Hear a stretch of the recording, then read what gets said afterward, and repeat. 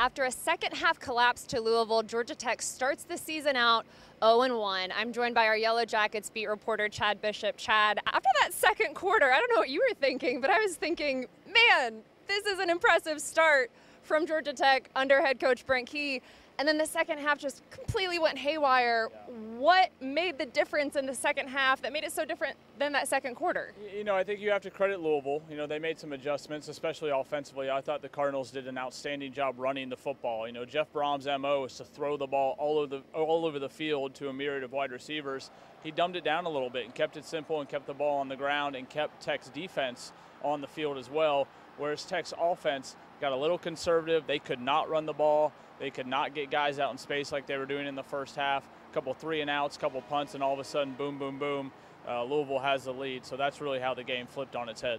Let's talk about quarterback Haynes King, a transfer from Texas A&M. Again, he looked lights out in that second quarter. Some misfires, an early interception in the first quarter, but he looked spectacular in the second quarter. What happened in that second half? Yeah, it's going to be interesting to have the Tech offensive staff go back and watch that tape and see where the breakdowns were. Were the wide receivers not open? Was the offensive line not giving him enough protection? Yeah, he had the interception. Yeah, he had the fumble. But on both of those plays, he got hit from the blind side where his offensive line maybe wasn't protecting him as well as they should have. So I know it's a game that Haynes King is disappointed he lost, but I thought he played exceptionally well. Led the team in rushing, threw for 3 touchdowns. A game for that offense and for Haynes King really to build on moving forward. How big of a concern was the lack of a run game, or at least a consistent run game in this loss? I think it's a big concern, and coming into this year, the offensive line was a big question for me. Now, I don't think they played poorly, but Jordan Williams went out of the game with an injury. They had to bring in a couple substitutes, including a true freshman. And when you have a head coach who's a former offensive line and you know he loves the offensive line and holds it close to his heart, that's going to be a big disappointment not being able to run the ball. Only 60 yards rushing in the second half for Georgia Tech. They have to get that fixed moving forward.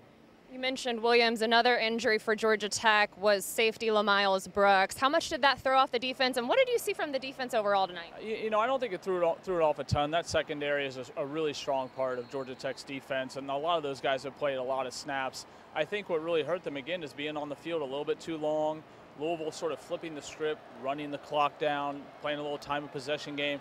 I mean, I was watching Louisville huddle up, and that's something you don't see a lot from a Jeff Brom offense. They usually go, go, go, and scoring a lot of points. So I think the Tech defense just sort of wore down. Their offense didn't do them any favors by staying on the field, and that's really what made the difference in my book. Brent Key pointed out some of the positive takeaways for Georgia Tech after this game, after the loss, but he also said, we don't get a trophy for playing hard. And that's true, and you have started out 0-1 against an ACC opponent. What's just your biggest takeaway from the state of the program and where Georgia Tech is moving forward? I know this one stings, you know, no pun intended. This is very disappointing for Georgia Tech, but look at it this way. This team scored 17 points a game last year. They put up 34 against a pretty good Louisville team that won 8 games last year. Probably has a more talented roster overall, and they played really well, especially that second quarter. I know it's tough to hear, it's a tough pill to swallow, but when you wake up Saturday morning and sort of take a deep breath, you say, all right, there's some things to build on for this Tech team. There's 11 games to go. If they continue to progress, and like Brent Key said, week 1 to week 2 is always a much improvement. I think they'll come out firing on all cylinders next week against South Carolina State. We will see if they can bounce back. Chad, thank you so much for joining me. Thanks to all of you for watching. Make sure you go to ajc.com or subscribe to our YouTube channel to find more videos just like this one.